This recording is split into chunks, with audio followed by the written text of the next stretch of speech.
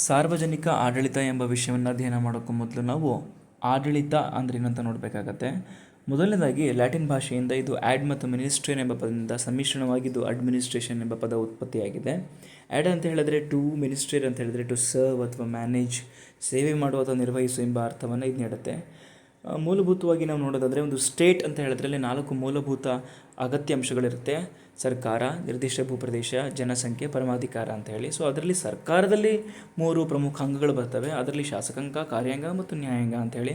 ಅದರಲ್ಲಿ ಕಾರ್ಯಾಂಗ ಎಂಬ ಒಂದು ಅಂಗ ಏನಿದೆ ಅದರಲ್ಲಿ ಮತ್ತೆ 2 ಭಾಗ ಆಗುತ್ತೆ: ರಾಜಕೀಯ ಕಾರ್ಯಾಂಗ ಮತ್ತು ಶಾಶ್ವತ ಕಾರ್ಯಾಂಗ ಅಂತ ಹೇಳಿ. ಸೊ ರಾಜಕೀಯ ಕಾರ್ಯಾಂಗ ಅಂತ ಹೇಳಿದ್ರೆ ನೀವು ಸಚಿವರು ನೋಡ್ಬೋದು, ಮಂತ್ರಿಗಳನ್ನ ನೋಡ್ಬೋದು. ಸೊ ಇವ್ರೇನು ಮಾಡ್ತಾರೆ ಅಂದರೆ ಒಂದು ರಾಜಕೀಯ ಕಾರ್ಯಾಂಗದಲ್ಲಿ ಬರ್ತಾರೆ. ಫಾರ್ ಎಕ್ಸಾಂಪಲ್ ಎಲ್ಲಿಂದ ಎಲ್ಲಿ ಶುರುವಾಗಿ ಎಲ್ಲಿಗೆ ಎಂಡ್ ಆಗುತ್ತೆ ಅಂತ ಹೇಳಿದ್ರೆ ನಮ್ಮ ದೇಶದ ರಾಷ್ಟ್ರಪತಿಯಿಂದ ಸ್ಟಾರ್ಟ್ ಆಗಿ ಒಂದೊಬ್ಬ ಸಾಮಾನ್ಯ ಪಂಚಾಯಿತಿ, ಗ್ರಾಮ ಪಂಚಾಯಿತಿ ಮೆಂಬರ್ವರೆಗೂ ಕೂಡ ಅವರು ರಾಜಕೀಯ ಕಾರ್ಯಾಂಗದ ಅಂಡರ್ನಲ್ಲಿ ಬರ್ತಾರೆ.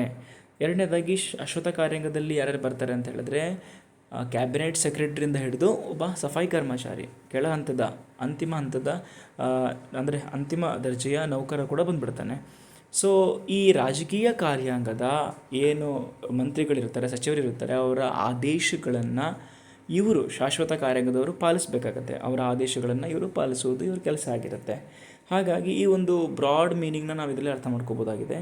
ಮತ್ತು ಅದರ ಒಂದು ಸಿಂಪಲ್ ಮೀನಿಂಗ್ ಅಂತ ನಾವು ಅರ್ಥ ಮಾಡ್ಕೊಳ್ಳೋದಾದರೆ ಇಲ್ಲಿ ನೋಡಿ, ಒಬ್ಬ ಮನುಷ್ಯ ಒಂದು ನಿರ್ದಿಷ್ಟ ಗುರಿ ಅಂದರೆ ಒಂದು ಕಲೆಕ್ಟಿವ್ ಎಫರ್ಟ್ ಹಾಕ್ತಾ ಇದ್ದಾರೆ ಒಂದು ಕಾಮನ್ ಗೋಲ್ಗೋಸ್ಕರ.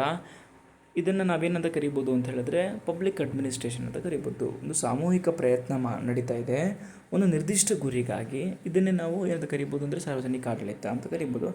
ಜೊತೆಗೆ ಮನುಷ್ಯ ಮತ್ತು ಸಾಮಗ್ರಿಗಳ ಒಂದು ಸಾಮೂಹಿಕ ಒಂದು ಅಧ್ಯಯನವನ್ನು ನಾವು ಏನಂತ ಕರಿಬೋದು ಅಂತ ಹೇಳಿದ್ರೆ ಸಾರ್ವಜನಿಕ ಆಡಳಿತ ಅಂತ ಕೂಡ ಕರಿಬೋದಾಗಿದೆ. ಹಾಗಾಗಿ ಸಾರ್ವಜನಿಕ ಆಡಳಿತ ಎಂಬುದು ತುಂಬ ವ್ಯಾಪಕವಾಗಿರೋ ಕ್ಷೇತ್ರವನ್ನು ಹೊಂದಿದೆ. ಮತ್ತು ಒಂದು ಸರ್ಕಾರಿ ಎಂಬ ಪದದ ತಾತ್ಪರ್ಯವಾಗಿ ಅದನ್ನು ನಾವು ಬಳಸ್ತೀವಿ, ಸಾರ್ವಜನಿಕ ಅನ್ನೋ ಪದವನ್ನು. ಈಗ ನೋಡಿ, ಸಾರ್ವಜನಿಕ ಆಡಳಿತ ಅಂದರೂ ಒಂದೇ, ಸರ್ಕಾರಿ ಆಡಳಿತ ಅಂದರೂ ಕೂಡ ಒಂದೇ ಅರ್ಥವನ್ನು ನೀಡುತ್ತೆ ಅಂತ ನಾವು ಗಮನಿಸ್ಬೋದಾಗಿದೆ. ಮತ್ತು ಈ ಒಂದು ಪದವನ್ನು ಮೊಟ್ಟಮೊದಲ ಬಾರಿಗೆ ಅಲೆಕ್ಸಾಂಡರ್ ಹ್ಯಾಮಿಲ್ಟನ್ ಎಂಬುವರು 1812ರಲ್ಲಿ ಬಳಸ್ತಾರೆ. ಅನಂತರ ಎಲ್ಲರೂ ಇದನ್ನು ಯೂಸ್ ಮಾಡೋಕ್ಕೆ ಶುರು ಮಾಡ್ತಾರೆ.